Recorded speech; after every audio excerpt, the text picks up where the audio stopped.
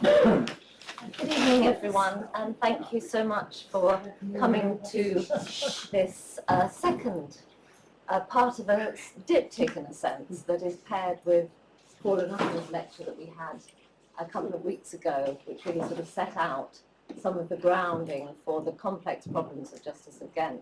And tonight we're doing something that is, in a way, zooming in on two of the particular areas that are very problematic around justice again, but that Matt Talt has worked extensively on. So I'm delighted to welcome Matt Talt Israels tonight, who is Professor of Italian Renaissance Art at the University of Amsterdam, but also a research curator at the Rijksmuseum, as well as a visiting professor at the University of Florence. I think she has that enviable position of being able to work and live and be in both the Netherlands and Italy that we would all love to be able to manage with our careers, I think.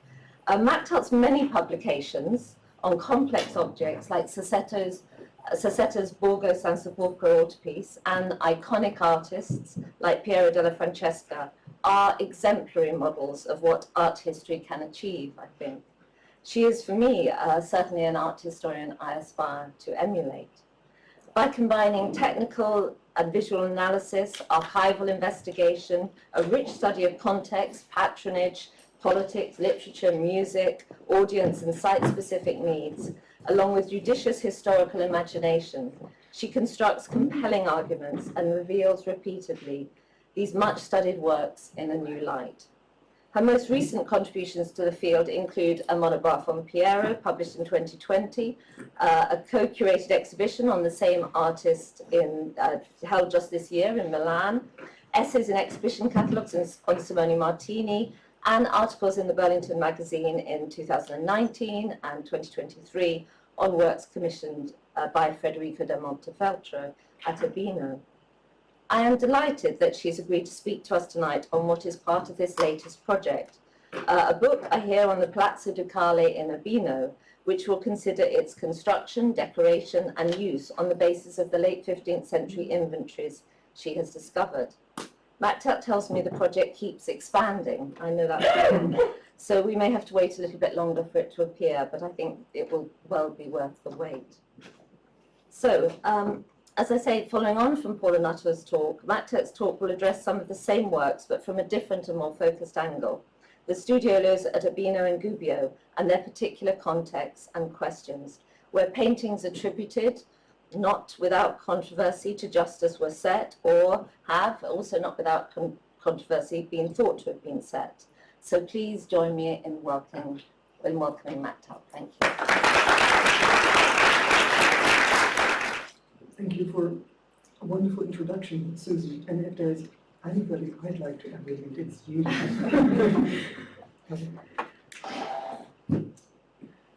It's a pleasure to talk about these two very beautiful rooms in Urbino and Gubbio. So I will take you there without much ado.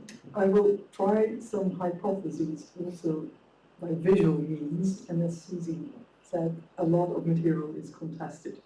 So you might see attributions, but do know that I might not be as assured about them as their captions might indicate. The bookseller, Vespasiano da Bisticci, wrote around 1482 how his star client, Federico da Montefeltro, Count and later Duke of Urbino, could not find painters to his taste capable of working in oil on panel, and he searched as far as the Netherlands for a maestro solenni. With marvelous artifice, the unnamed painter made images of philosophers, poets, and theologians to grace the study. This is what Vespasiano writes.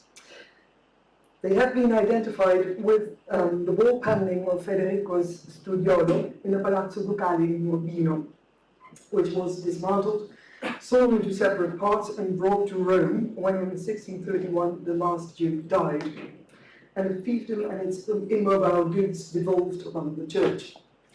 They are now partly reinstalled in Urbino and partly in the Louvre. The paintings result to be not by one solemn master, but by a group or by two painters, which many scholars identify for contested, interpolated, documentary, technical, and pictorial reasons as the Netherlandish Giusto da Guanto, Justice of Ghent, succeeded by the Castilian Pedro Berruguete. Later, Federico would have commissioned the second painter, or workshop, to paint the liberal arts and the discourse, by some associated with the studiolo of the Montefeltro Palazzo in Gubbio. The discovery of a late 15th century inventory, or actually there are two inventories of the Palazzo Ducale in Urbino, provides the occasion to reinvestigate the paintings in the studiolo in relation to the layout of the building, the significance of their pictorial technique, or selection of their painters, and the rationale of their adaptations, while also revisiting the related evidence for the Gubbio studiolo, part of which is in London, I think. So let's look at the art of the plan and the location of the studiolo. Between 1464 and 72, Federico da Montefeltro engaged architect Luciano and Laurana for a complete overhaul of the Palazzo in Urbino, which Francesco di Giorgio finished by the beginning of the 1480s. Twin turrets came to mark Federico's summer and winter apartments, as at the castle of Vincennes for King Charles V, flanking the Studioli, with loggias overlooking the land. Architecturally, these estudes, of course, turned the wise ruler into an embodiment of the state. Federico's winter apartment was accessed publicly here, so from the sottoalloggio, and that is the staircase. You come up here, you have the salon, the salotto, and then the inner rooms. So I'll repeat. It's accessed publicly, and you enter the great salon, which is the Sala della Musica, in documents of the late 15th century, and then the salotto, where at least by the 1490s, the Duke dined and heard Mass at an altar adorned by a tapestry, both as an antepandium and as an altarpiece, which was adorned with several saints, was probably located under the corbel indicated by the arrow, which represents Adam and Eve, and is the only one with religious subject matter in the palazzo. A tapestry with the Annunciation, design attributed to Justice of Ghent, survives in the palazzo and provides an idea of the nature and splendor of such altar adornments.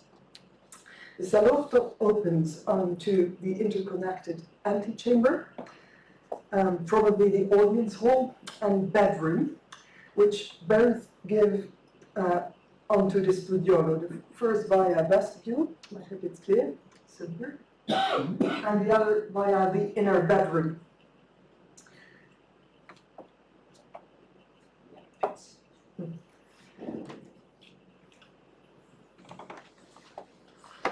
So the important thing to note here is that there is a public access, which is from the audience hall, and there is a private access, which is from the inner bedroom, which you can see here too, public and private access. Federico's summer apartment below, often erroneously identified as the apartment of his brother Ottaviano Baldini della Carba, has the same layout, except that it doesn't have a salone, but it does have a garden with fewer fireplaces, and instead of one studiolo, it has a twin study and chapel with the Pietro delle Muse and the Cappella del Perdono, occupying the space of the single studiolo above, and performing both its function and the function of the altar in the salotto. The apartments are connected by the northern turret's spiral staircase, which leads further down to the bathroom and stables, and further up to the servant quarters and the main wardrobe. A garden wall passage, very famous, connected Federico's private winter apartment with that in the apartment prepared for his wife, Battista Sforza, as we can know because of the heraldry that is present on the door that connects her inner bedroom with that passage. indicating also that the apartments were under decoration in 1472, the year of her death, and would have been finished by 1476, which is the date inscribed in the inscription of the Studiolo at the heart of Federico's dwelling. So that's location. Music and meditation. The Studiolo has hardly any storage facilities, as Federico's precious objects, contrary to what happens, for example, in Florence with Palazzo Medici, were kept in the main wardrobe to be taken out when he needed them, and his books were in the library. They are instead represented here in trompe-l'œil in the intarsia wainscoting, as though they had just been handled. A book with pages fluttering in the draught of the door at the left, just closed, a candle left burning, arms and armor recently unstrapped. The perspective fiction of an entire space is a representation of its occupant, who is additionally present with a full-length intarsia portrait in which he is about to enter through a portière, clad in the ceremonial dress of the Neapolitan Order of the Ermine, which he had been given in 74. At Urbino, the studiolo, we know, had a wood floor, while wood panels were attached to the walls with metal pins and wood battens, of which you see the traces, creating a void that provided resonant acoustics for intimate concerts, with soft instruments, including lutes and an organ with paper pipes. Lute players lived in the Palazzo, and Vespasiano extols Federico's musical taste for soft instruments, organi et istrumenti sottili. The coffered wood ceiling with the Duke's devices contributes to the effect. Vitruvius, whose treatise was present in the library, recommended cornices for delaying sound and hollow spaces for resonance, while Alberti, in his treatise on architecture, praised the acoustic advantages of coffering. Wainscoting stands in the tradition of the simple paneling in conifer wood in earlier monk cells, such as here in Camaldoli, in Baltic oak for the king at Vincennes, and for Giunigi and Lucca in intarsia wainscoting for Pope Nicholas V in the Vatican Palace and for Piero de' Medici in Florence. Such wainscoting kept the sedentary scholar comfortable. A couple of rooms at Urbino had mural painting, but only the studioli, in the winter and the summer apartment, had panel painting and intarsia, likely dictated by comfort and music alike. Through song and reading, Federico's winter studiolo was meant for communion with authors of the past. In the life of solitude, present in the library, of course, Petrarch wrote on the happiness of the solitary scholar, who has the privilege to travel back in memory and to range in imagination through all ages and all lands, to move about at will and converse with all the glorious men of the past. In the studiolo paintings, illustrious literary men in superimposed double loggias are engaged in conversation among each other and with the room's occupant. As Giovanni Russo has indicated, without the modern cornice of the intarsia, they were originally lower and therefore more accessible.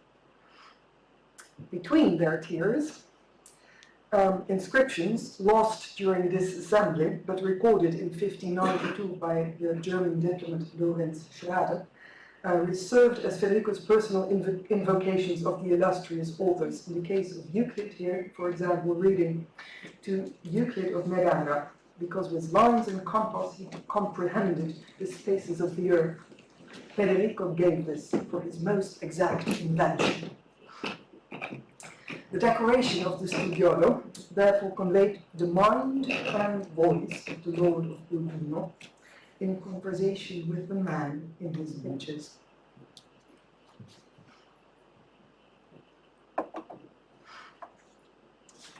And they were very special pictures, with a pursuit of verisimilitude.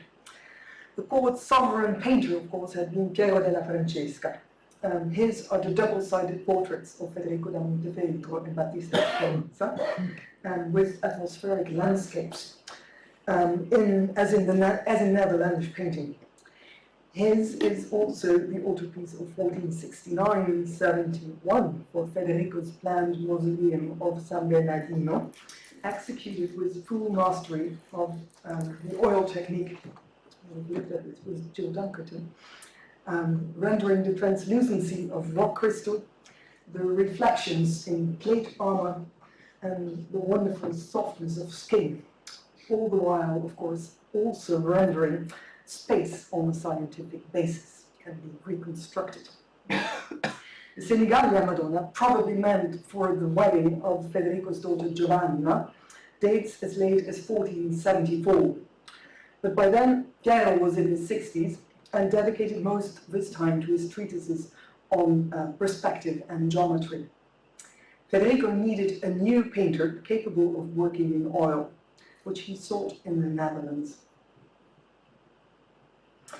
Giusto da Guanto, and that's how he's called in the document, the Justice of Ghent, is in all likelihood, and this Paula Nuttall will have told you, Joseph van Bassenholm, who, according to a Ghent document predating the 15th of January 1475, had left for Rome.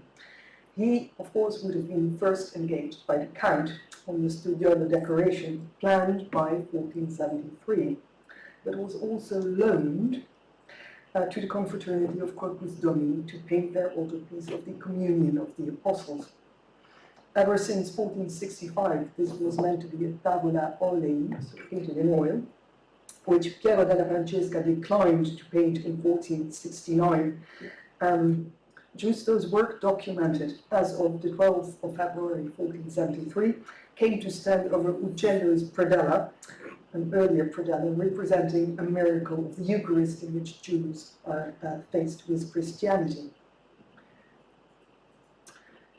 Giusto painted Christ giving the Eucharist to the apostles, gathered in a church around a table, led at the dexter side with the wine and wafers, unrisen wafers of the Christian rite, and at the sinister side with the risen bread, salt and water of the food offering of the Jewish temple. At the left is Judas in Jewish dress, and at the right, in dialectic conversation with Federico and his family, here, is a man who is not a contemporary of Federico, as is sometimes thought, but Melchizedek, the king and priest of Salem, who, according to Genesis, brought out bread and wine, and who, according to Thomas Aquinas, offers for the first Vespers of Corpus Domini prefigured Christ. Much as more generically, Paul, in his letter to the Hebrews, stresses the superiority of Christian priesthood. The Montefeltro family, and in particular Ottaviano Baldini, at right in blue, who was well versed in theology, joins gesticulating these illustrious fathers of the Church in asserting Christian faith. The Eucharistic body of Christ is the crucial tenet in Montefeltro patronage, also in the chapel of the sacrament in Urbino Cathedral, which was connected to their palace. The flagellation by Piero della Francesca, and the bronze lamentation by Francesco di Giorgio for the oratory of Santa Croce, as well as the embroidered institution of the Eucharist on a cope for Gubbio Cathedral, which I'm about to study, so I only have black and white photo. For Melchizedek, Giusto used the stock figure of the official in the martyrdom of St. Erasmus by the Abbots, whereas he and all other biblical figures have underdrawing with vigorous hatching, affirming he is not a portrait. The Montefeltro family members have simpler, underdrawn contours, suggesting a different preparation with the aid of cartoons. An important point because it helps us in the identification of the figure of Melchizedek, not somebody from the entourage of the Montefeltro. And in Federico's case, of course, they are based on the official portrayal by Piero della Francesca. On the 25th of October 1474, the confraternity recorded full payment to Giusto and referred to quittance and to a scripta, which can be either a contract or an iconographic program, that was still awaited, as it had unduly remained in the hands of Giovanni di Lucca, or Zaccaria, who therefore non fece al dovere, or did not complete of this duty. So you see at the beginning the payment, because the altarpiece has been finished. At the end you see that he was completely paid, giusto, but then you see that the scripta, which is still accesa, so still active, between Giusto and the confraternity, is in the hands of Giovanni di Lucca, who was an official of the confraternity. And I think that che non fece il dovere, so he didn't do what he should have done, refers to him and not to Giusto, as has often been thought, which has meant that people have thought the altarpiece was not finished, or that people in Urbino were not happy with this Netherlandish painter. Instead, of course, he went on to paint for the Duke. A doubtlessly content Federico contributed 15 gold florins to the total cost of 250 florins for this altarpiece, obtaining the inclusion of the portraits by his appreciated new court painter in this public religious context of a confraternity church, while also continuing to engage him in the Palazzo on a more private and intellectual representation. The similarity of the hatched underdrawing, with distinctive hooped drapery loops, which I hope you can see, in the studiolo paintings, its similarity to the underdrawing of the biblical figures in the Communion, has substantiated the attribution of the design of the Illustrious Men to Giusto. But technical and stylistic analysis indicates that they were not free painted in one campaign. Giusto is last documented in Urbino on 23rd of November 1475. Another painter working in oil in the Netherlandish tradition completed the cycle. He also partially altered its spatial logic and color scheme, and bestowed daring and darkly modelled flesh parts to a certain skittishness in pose and three-dimensionality in the earlier artist's work, as here in, for example, the St. Jerome to the left. It suggests the second artist was not a mere member of Giusto's workshop. For pictorial reasons, he has been identified with Pedro Berruguete, with his distinctive burned palette and greasy handling of the flesh parts, evident in paintings he did before Urbino, as here, much as in paintings similar in the treatment of the flesh part and also in the position of the angle of the face here, but also in paintings similar for the positioning of the figures that he did on his return to Spain, such as the evangelists in the retablo of about 1485 for Santa Maria del Campo, and the prophets of the retablo of 1490 for Santa Eulalia in Paredes de Nava. Some details.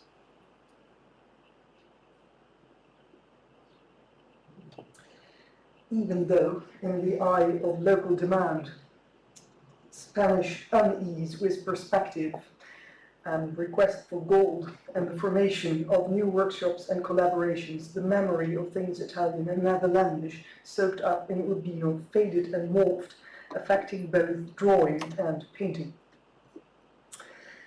Pedro Berruguete is probably the Magister per Spaniolus Pictor Habitator Urbini, mentioned in an act drawn up in 1477 on the top level of the Palazzo, and one of the outcomes of the inventories is that the top level of the Palazzo had already been built at this stage, and that it was the area where the servant quarters and the offices were located. So it would have been drawn up there, and it's not an indication, as it previously been thought, that Pedro Berruguete, or this Magister Perus, actually lived there. But there was a Spanish painter in Urbino. His arrival may have been the result of the Montefeltro alliance with the Spanish king of Naples, Fernando I of Aragon, and Pedro may have been proud of his Castilian background, because there is an inscription in the book of Albertus Magnus, which may be a painter's joke, giving away his provenance, much as Botticelli inserted a pun in the vernacular in his St. Augustine on the Tramezzo of Ondisanti in Florence. Pablo de Céspedes wrote in his manuscript notes on Spanish painting of 1604, after mentioning Pedro Berruguete, that in the palace of Urbino, in a small room, another Spaniard painted some heads as portraits of famous men, good to admire, clearly conscious of Vespasiano's description, but confusing the librarian's reference to a Flemish painter with a Spanish one, and possibly Berruguete's identity with that of an unnamed artist. By 1632, the Iberian painter's name was somehow associated with the Communion. You see it here. Perhaps because, as in the Studioli, because he updated Giusto's work, as transpires from that drawing by Gabriel Naudet, with the note Petrus Hispanus Pinixit. In his second campaign of work on the Illustrious Men, Berruguete, let's call him like that, added the English Order of the Garter and the Neapolitan Order of the Ermine, bestowed upon Federico in 1474, to the columns between the lower loggia openings on the north wall, so the most important wall that you would have seen when you entered the studiolo from the public access route. Berruguete turned Giusto's Gothic capitals into the Renaissance ones of the Palazzo's main courtyard, so translated it to the world of the viewer. The identity of two illustrious men was also changed. Let's see how.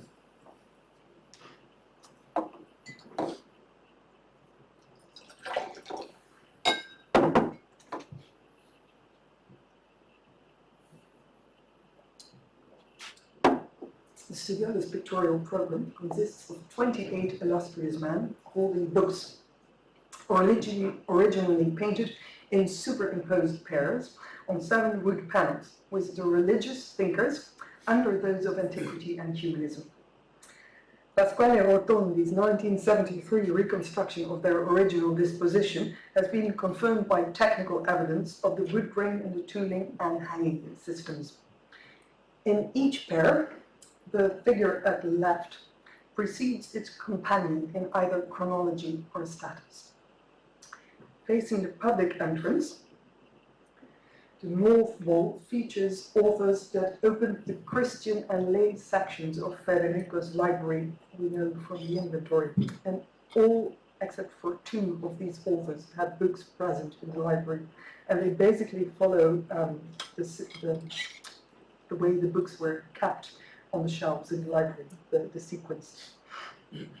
So you see the Western Church Fathers below, and above them the philosophers Aristotle and Plato, with geographer Ptolemy and his translator Boethius. The east wall presents at the left, below, the first authors of the library's Hebrew section, the Jewish leaders Moses, with the Jewish 10 words, and Solomon, between the philosopher-statesman, the philosopher-statesman of antiquity, Cicero and Seneca. And at the right, Thomas Aquinas, who viewed theology as science, with Duns Scotus, mendicant thinkers whom Federico used to compare, preferring the former.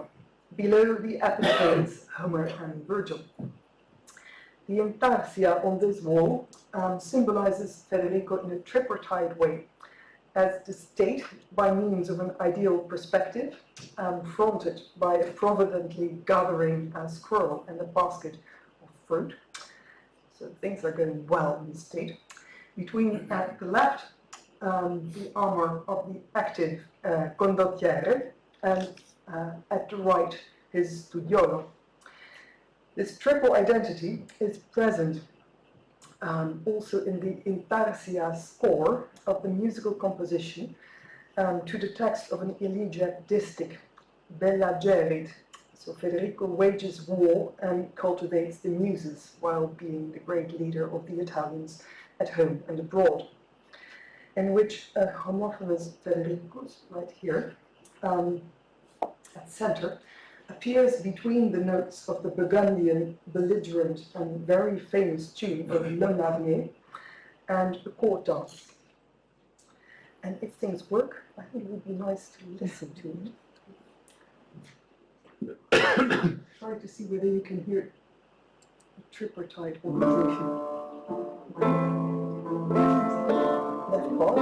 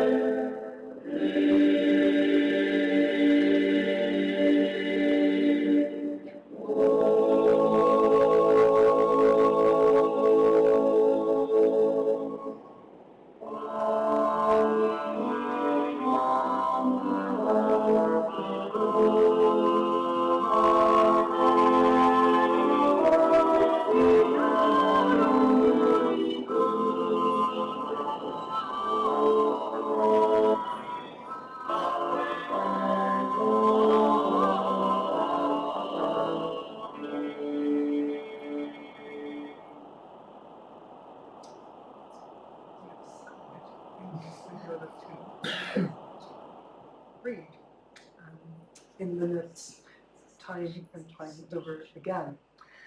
And it's a tripartition that is present, in the main wall, or in this wall of the studiolo, where again you have at center the perspective estate, so Federico's military left, and at the courtly or the contemplative at the right, and the same holds true, of course, for the paintings above, with the statesman at the left and the thinkers at the right. The west wall, so it's next to the window, has the Christian poets, Dante and Petrarch, below two physicians, classical Hippocrates and early Renaissance Pietro da Montefeltro, reinforcing the paired concept of the program, so poets, physicians. The south wall, the privileged view of those entering from the inner bedroom, is the only one to include Illustrious Men of Federico's lifetime. At the bottom, Pope Pius II, whom Federico served, paired with Cardinal Bessarion, who baptized Federico's wife Battista and christened their son Guidobaldo. Above them are the ancient Greek geometrician, top left, and mathematician Euclid, alongside Vittorino da Feltre, Federico's humanist schoolmaster, who taught liberal arts, religious matters, and physical exercise, and is singled out in the inscription that was below him for communicating culture by his writings and example. Therefore, here apparently and significantly forming a pair with Euclid without too stringent a link. The final quartet on the south wall has jurists at the top, ancient Greek Solon and 14th century Bartolo da Sassoferrato. They are placed over 13th century Dominican Albertus Magnus, who glossed Augustine and Aristotle, and Franciscan Pope Sixtus IV, another pair without a strict correlation. In the unrelated couples, Vittorino and Sixtus are Berruguete's replacement for figures who had a different identity in Giusto's program. The Pope, we know it because of X-radiography and stereo microscopy, displaced friar with a blue doctor's beret, either a Franciscan, perhaps Bonaventura, or a Dominican, maybe Antonino, both of whom works were well represented in the library. Initially probably forming a more compelling set with the preacher friar Albertus than Sixtus now does. Vittorino is based on his likeness in Pisanello's medal and is dressed in black, as is also worn by the teacher, in the Discourse, also painted for Federico.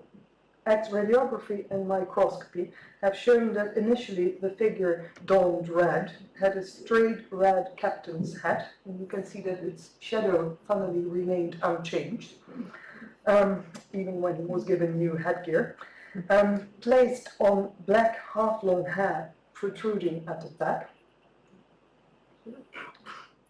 and a nose damaged at the bridge. Of course, there is now that pin, which a bit hampers the interpretation, but luckily we also have the infrared, which shows you that indeed the nose is damaged also in the underdrawing for the first big figure. So although it was thought by Nicole Renaud and Claudie Ressort, who investigated these paintings, that he resembled them, they noted so in a footnote, it actually seems to be him, so hair and nose, as in Piero della Francesca's portrait, and justices in the Conveni. And the nose, of course, was damaged during a joust when a lance slid under his visor and damaged the nose in 1451. As military strategist, Federico relied on geometry in calculations and fortifications, and when appointing the engineer Laurana as his main architect in 1468, emphasized how architecture was founded in arithmetic and geometry, the most reliable of the liberal arts. It is why Giusto initially paired Euclid with Federico. The insertion of Sixtus IV, here we are, originally looked. The insertion of Sixtus IV, who on the 21st of August 1474 conferred the title of Duke on Federico, gives a post-quem for the identity changes. The much craved for inheritable title necessitated a ducal portrait that transcended the possibilities of the series. Within the room, Federico's portrayal was overpainted and became his master Vittorino, one of only 2 illustrious men by whom no books were present in the library. His addition and the change in emphasis is in line with the later Discourse. This is probably part, as we will see, of the Studioli and Gubbio, here by including Federico and members of his court as pupils of a humanist teacher, the accent is placed on education, whereas in the Urbino Studiolo it had been above all representatio, representation. At Urbino, Federico then had an overdoll made for his Studiolo, the double portrait with Guidobaldo, which, contrary to the Illustrious Man, does not have Giusto's underdrawing, indicating it was an afterthought to the program. A perfect fit to the size, here, illumination, and the sotto in su of the stone frame over the Studiolo door, it shows Federico in armor, while reading from his library's copy of the Moralia in Job by Gregory, whose image greets the visitor's eye upon entering the Studiolo. Federico is presented as bibliophile and army general, preluding that duality in the Studiolo. It is the external portrayal of his physique preceding that of his intellectual identity inside the Studiolo, much as Piero della Francesca renders Federico's facial and allegorical portrait on 2 sides of a single picture in the double portrait. The overdoll shows Federico in possession of a painter who commanded verisimilitude, rendering the helmet as his beloved Piero della Francesca had done. Piero had left. The ducal crown on the lectern studded with pearls, and the Duke gouty in contrast to his elf-like son, resting against his knee while holding the scepter of the papal army. The helmet reflects the window of the vestibule of the Studiolo and rests perilously close to the edge, so if you were to walk under it, it could also topple down and fall on your head. The overdoll's addition was necessitated by Federico's new honors, but also by the ongoing artistic pursuit of realism. Pedro following in Giusto's steps. Federico had likewise asked Pedro to redo the hands of his donor image in Piero della Francesca's Montefeltro altarpiece. Piero, as is clear in infrared reflectography, had fully painted slender hands, which, contrary to the puffy, warty face, must have been untrue to Federico's gouty physique. So he insisted on verisimilitude. Let's move to Gubbio for education and a new generation. The same artist who did the Overdoor in Urbino made a larger painting in which an orator or teacher addresses Federico, Guidobaldo, and members of their entourage. As Guidobaldo, the son, is maybe 2 years older than in the double portrait, the Discourse might date from around 1479 or 80. Guidobaldo's face was painted separately on tin foil and glued into place on the panel in a Netherlandish way, which Pedro perhaps learned from Giusto. He employed it to guarantee likeness while reducing logistic problems of sessions with a young and consequential sitter. The painting elaborates upon the theme of education introduced as an afterthought in the Urbino studiolo and paves the way for the genre of the double portrait of a humanist master and a pupil, such as here Guidobaldo himself, older, with Luca Pacioli, the great mathematician. As suggested by some and contested by others, the Discourse may have served as the interior overdoor of the studiolo in the Montefeltro Palazzo in Gubbio. I've been making these reconstructions, photoshopping, and you will recognize Mantegna's pilasters. It's a suggestion of how he may have lit the art to skill, but I thought it would be a nice way to wrap our minds around it.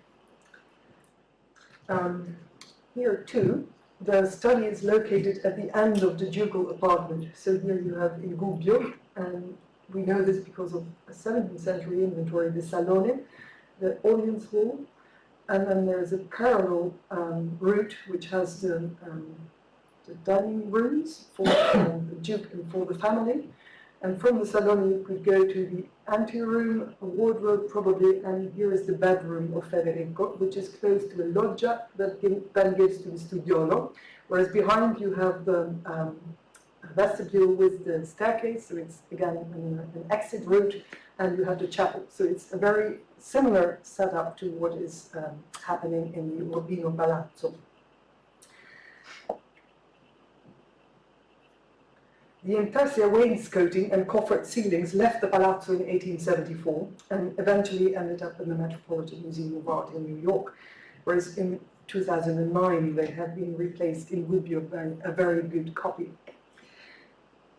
The illusion of the intarsia is that of fold-away benches on balusters with backing panels adorned with Duke Federico's devices and distinctions under cupboards with lattice doors, most open to reveal books and other instruments of the liberal arts, such as an armillary square and a cetera, an antique lyre reimagined, to the accompaniment of which Federico is known to have tuned his voice playful and sonorous, the voice of a swan, in the words of Bartolomeo Platina, while alluding, of course, to the perfect philosopher, ruler, or Neoplatonic musician, as idealized by Massimo Ficino in his commentary on Plato, which he dedicated to Federico da Montefeltro.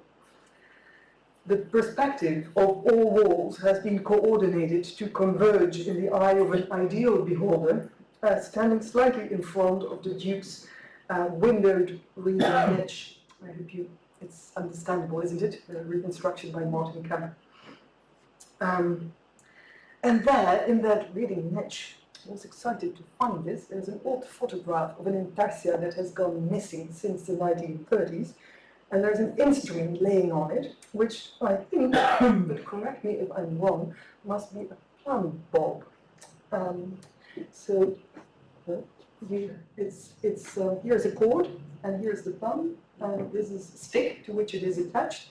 And I think it's the very same instrument that is held by the draftsman in Dürer's drawing, where he is drawing the perspective of a lute, which is important in Gubbio because it is a measuring instrument used in perspective, and it, in a sense, offers the clue to the artistic creation behind the studiolo and the illusion of the perspective, because it is answered across the room below the vanishing point by a foreshortened mazzocchio, a privileged object, of course, of perspectival studies. And it therefore becomes an expression of the liberal arts practiced at court. It also is the key to the studiolo's overall artistic illusion and concept. Paintings once filled the blank around 220 centimeter high wall space between the intarsia wainscoting and the cassette ceiling, and are mentioned as otherwise undefined, unfortunately, pitture in an inventory of 1631, and as alcuni pezzi di pittura in tavole, so panel paintings, a couple of pieces of them, when in 1673 carpenters were sent by the Medici to unnail them. The inscription running around the studiolo in the frieze of the intarsia wainscoting was an invitation to look at them. So you see how the eternal students of the venerable mother, man exalted by learning and genius, kneel suppliantly with bared head and bended knee before the face of their parent. Reverent piety prevails over justice. Piety, justice, and no one regrets having submitted to his foster mother. It was probably written by Federico Veterani, who was the librarian of Federico da Montefeltro, and praises the dominion of the contemplative over the active life, identified in the vocabulary of Cristoforo Landino and Marsilio Ficino as pietas prevailing over justitia, desired by learned men who pledge to mother philosophy and kneel for their parents, presumably philosophy's attendants, that is, the liberal arts. As Martin Davies realized, the inscription matches the subjects of 4 paintings with the sotto in su depictions of the enthroned liberal arts, adored by kneeling men of the Montefeltro entourage, only Federico, the third from the left, securely identifiable. 2 are now in the National Gallery in London, and 2 were formerly in Berlin and were destroyed in 1945, clearly remnants of an originally larger cycle. Nonetheless, doubts have been raised about their supposed sequence and incidence of light in relation to the space of the Gubbio studiolo, calling in question the very identification. The conundrum might be resolved, considering that the room's east wall has never been properly reconstructed. The series would have started with the trivium on the west wall, where also the inscription begins to read Aspicis. The first, presumably Bremer, is now missing and would have been followed by the London painting, presumably representing rhetoric, where there is still a shadow of the throne in the preceding panel, and where the vanishing point is located above that of the intarsia below. And at the right would have been the lost panel, formerly in Berlin, probably representing dialectic, with Federico da Montefeltro. The vertical paneling of both fragmented paintings suggests they may have shared a single support, so across the wall, which isn't very large, possibly scanned by framing elements. In both paintings, the light comes from the left, as in the intarsia wainscoting below, in rough correspondence, of course, with the room's window on the opposite wall. The Berlin astronomy, with light coming from the right and flight lines disappearing towards the right, would have been the leftmost of the first 2 arts of the quadrivium on the short north wall. It could have been twinned with a lost arithmetic, or perhaps geometry. on the continuation of its horizontally grained support. You can see the planks in this photo taken during restoration with new additions vertically grained at either side. They were made during the restoration. As Martha Fabianski and Laura Tezza have shown, in the next east wall, so facing outward, the top part of the main window, initially planned by Francesco di Giorgio. So here you see it from the outside, and this is the inside. Must have been bricked up as a second thought when the wainscoting was put in, as the entablature wrapped halfway down the window niche here. The two windows at the top, you can see them here, and there is one of them, would also have been closed at the time of the studiolo's decoration, as there are hooks right here, and there's plastering exactly in the place where the cassette ceiling was attached, so that was in front of the windows, which must therefore have been bricked up. Likewise, because changes were swift in the construction of these palazzi, likewise in Urbino, Francesco di Giorgio bricked up the window that Laurana had put in not even a decade before to accommodate a bipartite bathroom. There you see it from the inside, at the right behind it. In Gubbio, originally, the small coffered ceiling of the window recess rested on top of the entablature of the intarsia wainscoting, and the niche was discontinued in the windowless, filled-up, uninterrupted wall space above it. Unlike the present reconstruction, which is a hybrid in New York, which has a niche taller than the wainscoting and a hovering niche ceiling, but very much like the Metropolitan's installation of 1941. So I hope the museum will consider re-hanging that small cassette ceiling, also because it's very important, because it leaves the top part of the wall free. And here you see the windows again, because we know that probably in 1629 the room is described, and there are 3 impanates, so curtains for the windows, indicating that by that time the bricking up may have been removed, and hence also the brick that you find only around the window niche but nowhere else in this room. But the conclusion is, of course, that in Federico's time, on the long west wall, there was place for 3 elements of the cycle. At the left would have been the extant music, with, as in the intarsia below, the light coming from the window to its right. Along its left edge of the music, as described by Ian Campbell, there is a now overpainted, and I indicated it here, 3.5 centimeter wide strip of red in vermilion and red lake, which is where the painter may have foreseen the overlap of a framing pilaster. The entablature of the wall behind the throne of music is interrupted at the right, whereas the wall and the steps continue. It is an indication of a slightly different setting for the following figures, quite possibly philosophy as mother of the arts, maybe on a taller throne. Just as she presides over her arts in Palazzo Ducale in Foligno, completing and heading the cycle, and just as she and religion had the liberal arts, with the addition of perspective, arranged around the tomb of Federico's grand patron Sixtus IV in his bronze monument, tomb monument in Rome. And just as Apollo and Pallas accompany their muses in the Tempietto in Urbino. At the right would have been geometry, maybe arithmetic, but I prefer to think geometry because it was dear to Federico, and this seems to be the most important wall. They may have shared a single horizontally grained support, evident in music. And music and geometry would have acquired a special status at either side of philosophy, just as in Urbino, Federico was originally paired with geometrician Euclid, and the instruments and scores of music were ubiquitous.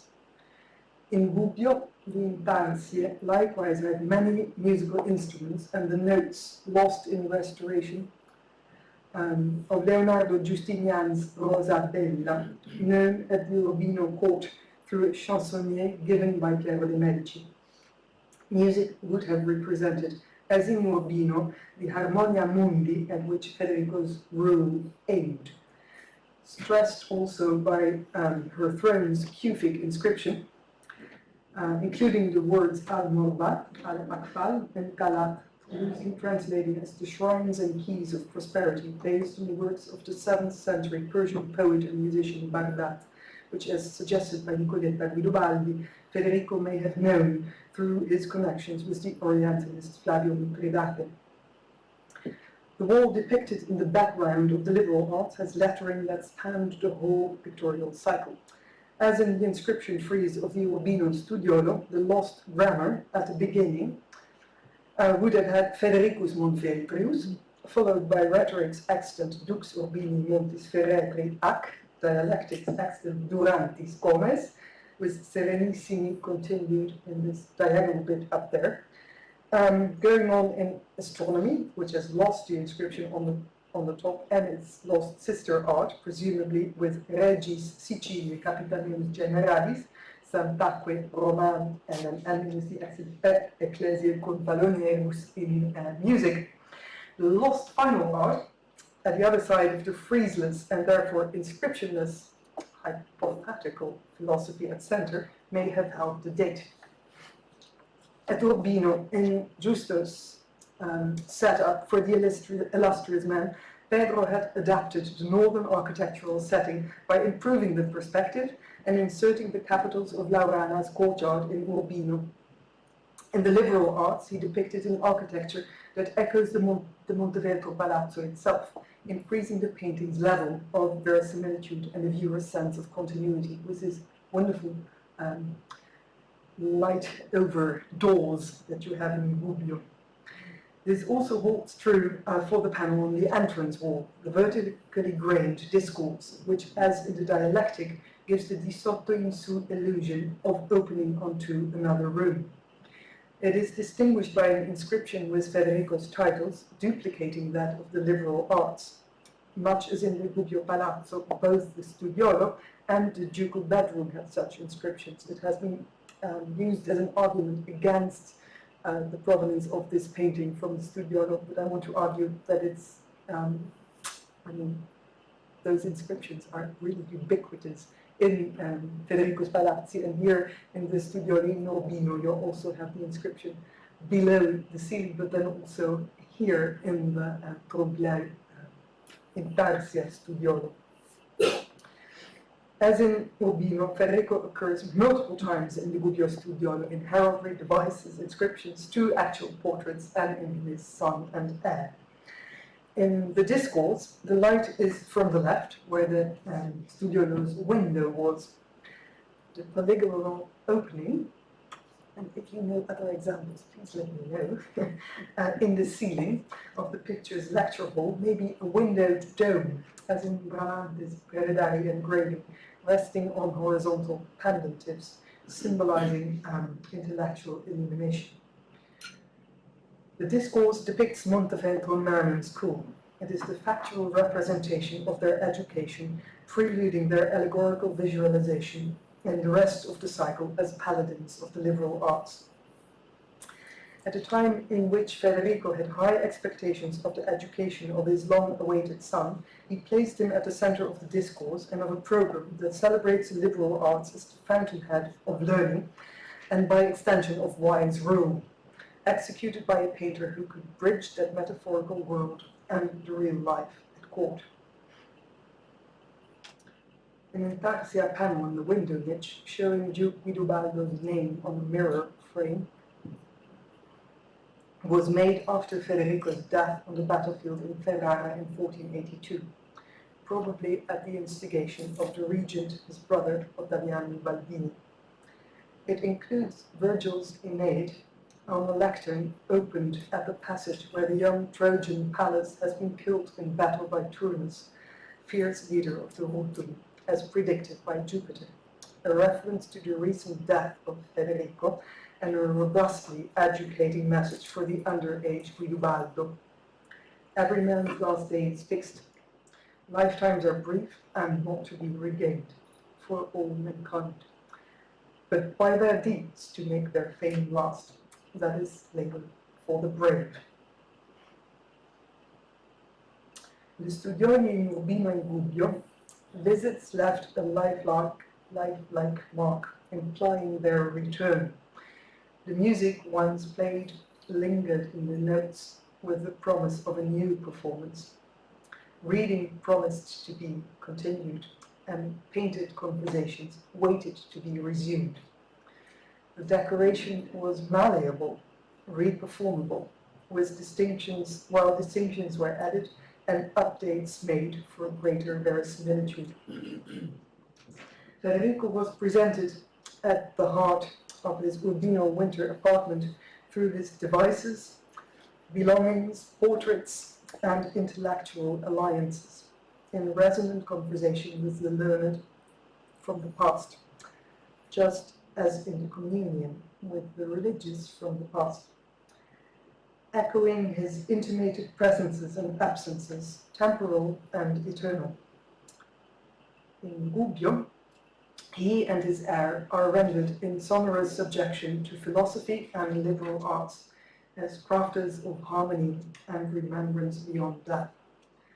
At Federico's court, in the footsteps of Piero della Francesca, Giusto and Pedro were the new solemn masters capable to render such verisimilitude and lift the limits of time.